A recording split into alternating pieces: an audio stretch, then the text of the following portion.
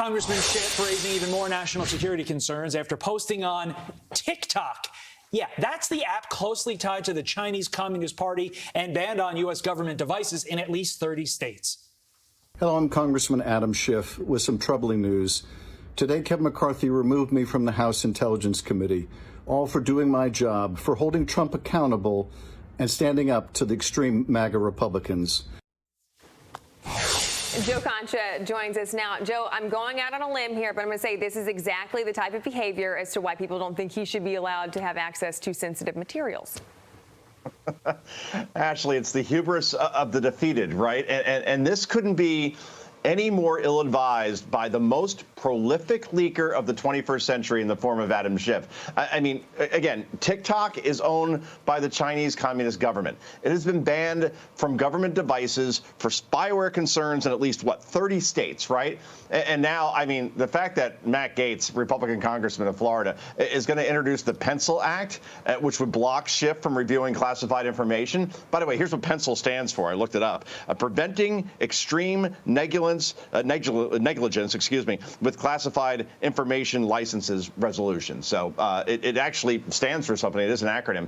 And now Schiff is running for the California Senate, and in a deep blue state, by the way, like California. And given that he's a media darling on other cable news networks, thanks to all those leaks that he's provided over the years, he may very well win, Todd. Well, that would be insane. If Ro Khanna doesn't counterbalance him, that could be a real interesting situation. To Mr. Schiff, I would say, read the room, bruh. With that, the Associated Press is issuing new guidance on the word "the."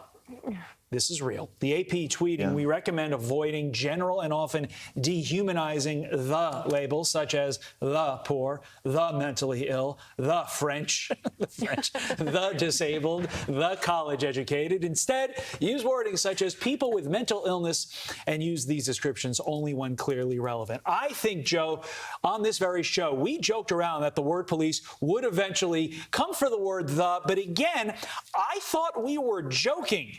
They're coming for the. It depends on what your definition of the word is, right? It's the same thing. I mean, this is not a spoof. Everybody watching at home, the Associated Press, okay, which, you know, as a writer, I use their style guide, and now their style guide, it's supposed to be a nonpartisan wire service, is now the wokest of the woke. I guess we can't even say the free press anymore, as you said, right? It's just free press.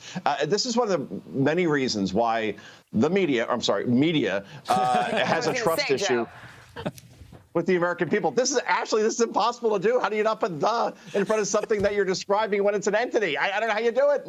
The French are like, why'd you drag us into this, guys? Yes, but they did. The U.S. French Embassy replied. They jokingly changed its Twitter bio to eliminate the word the.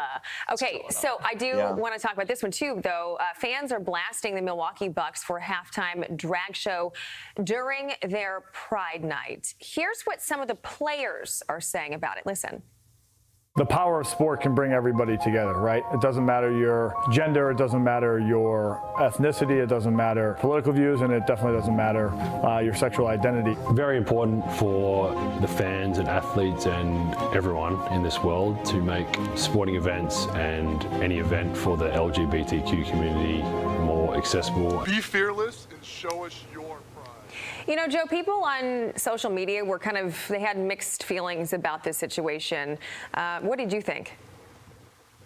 I think that sports, Ashley, is the ultimate escapism, right? That when you go to a game, whether you're in person or if you're watching at home, you work a hard day, you have a family, you do insane amounts of laundry, which I'm learning when you have two kids. And all you want to do is just relax and watch a game and get away from it all. And it seems like over and over again, we're seeing, particularly with the NBA, all these things injected in. You want to stand up for the stuff, that's fine.